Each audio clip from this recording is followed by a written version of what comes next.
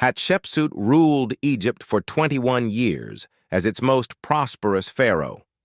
After her death, her successor spent years destroying every carving, statue, and inscription of her existence. We only rediscovered her in 1822. For nearly 3,000 years, one of the most effective rulers in Egyptian history was almost completely erased from the record.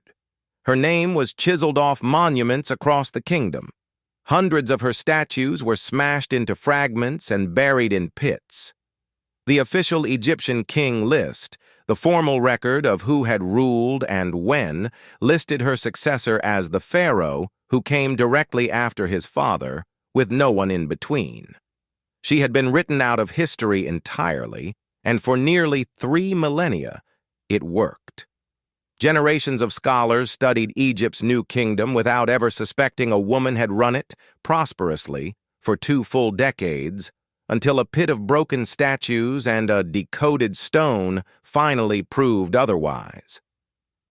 Hatshepsut was born around 1507 BC, the daughter of Pharaoh Thutmose I and his principal wife, Queen Ahmose.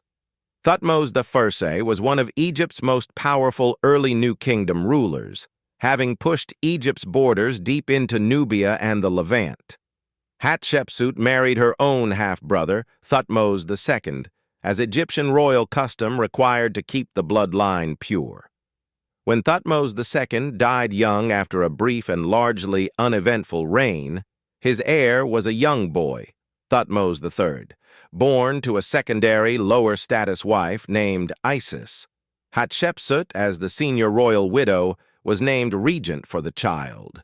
Regents were expected to rule on behalf of a child pharaoh only until he came of age, then step aside. Hatshepsut did not step aside. Around 1473 BC, approximately 7 years into her regency, she declared herself pharaoh in her own right, with the backing of powerful court officials, including her close advisor and probable confidant, the architect Senenmut. She took all 5 traditional royal titles. She wore the double crown of Upper and Lower Egypt. She adopted the ceremonial false beard worn by male pharaohs as a symbol of authority rather than gender. Statues commissioned across her reign show her evolving public image, initially as a queen, then transitionally as a female pharaoh, then increasingly masculinized in the traditional pharaonic style. She ruled for 21 years, officially as co-regent alongside Thutmose III, who never disappeared from the record but was consistently overshadowed in the monuments of the period. Under Hatshepsut, Egypt prospered. She launched one of the most celebrated trading expeditions in Egyptian history, a naval mission of 5 ships down the Red Sea to the land of Punt, believed to lie somewhere along the coast of modern-day Eritrea, Somalia, or Sudan, that returned with living frankincense and myrrh trees, ebony, gold, ivory, leopard skins, and exotic animals including baboons. The expedition is depicted in remarkable, almost documentary detail on the walls of her mortuary temple at Deir el-Bahri, where carved reliefs show the Egyptian ships loaded with cargo, the stilt-built huts of the Puntite people, and the Queen of Punt receiving Egyptian envoys. She commissioned building projects on a scale that rivaled the Great Pyramid builders of earlier dynasties. She erected 2 of the tallest obelisks in Egyptian history at Karnak, each roughly 30 meters tall, cut from single blocks of red granite quarried at Aswan, and tipped with electrum so bright they were said to be visible, reflecting sunlight from miles away. She built her mortuary temple at Deir el-Bahri, a terraced limestone structure carved directly into the cliffs at Thebes, designed by Senenmut and still studied by modern architects for its precision and its use of the surrounding landscape. She was also an effective military commander. Her forces suppressed rebellions in Nubia and the Sinai Peninsula, and inscriptions suggest she personally led at least one campaign.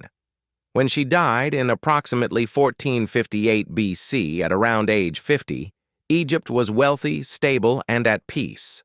Thutmose III, who had served as her co-pharaoh throughout her reign in a subordinate role, now ruled alone for the first time.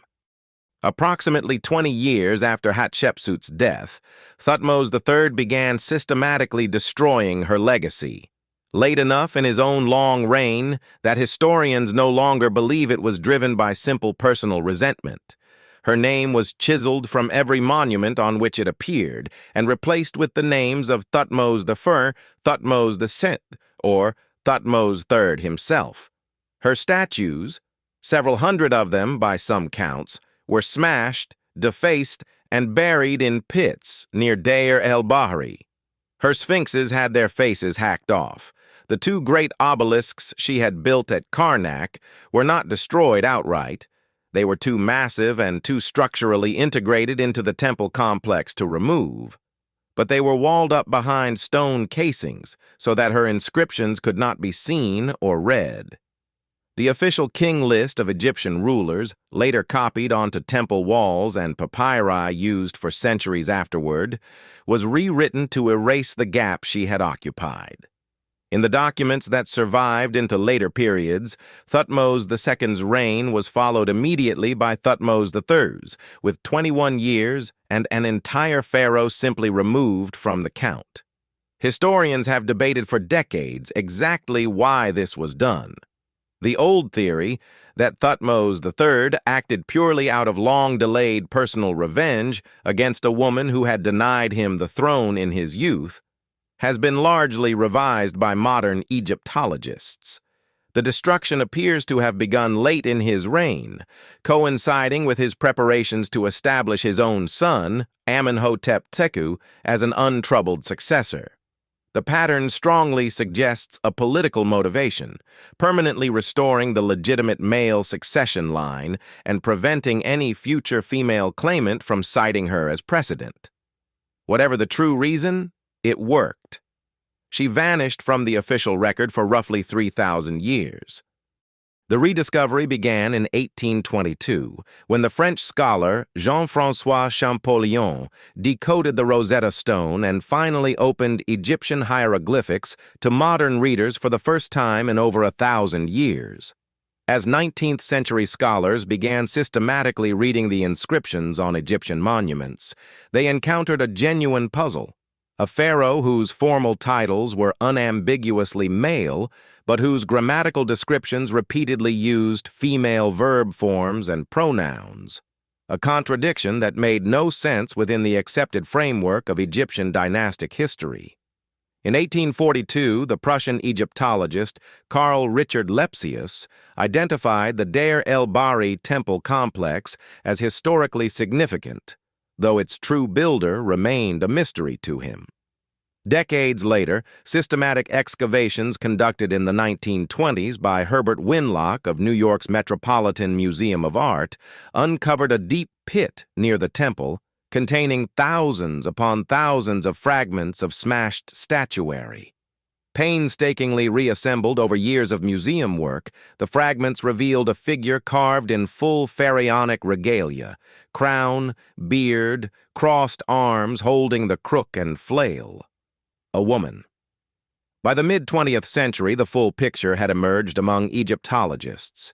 In June 2007, a small, previously unidentified mummy long held in the Cairo Museum's storerooms was confirmed through DNA analysis, dental comparison, and CT scanning to be Hatshepsut herself, identified partly by a single tooth found in a small box bearing her name.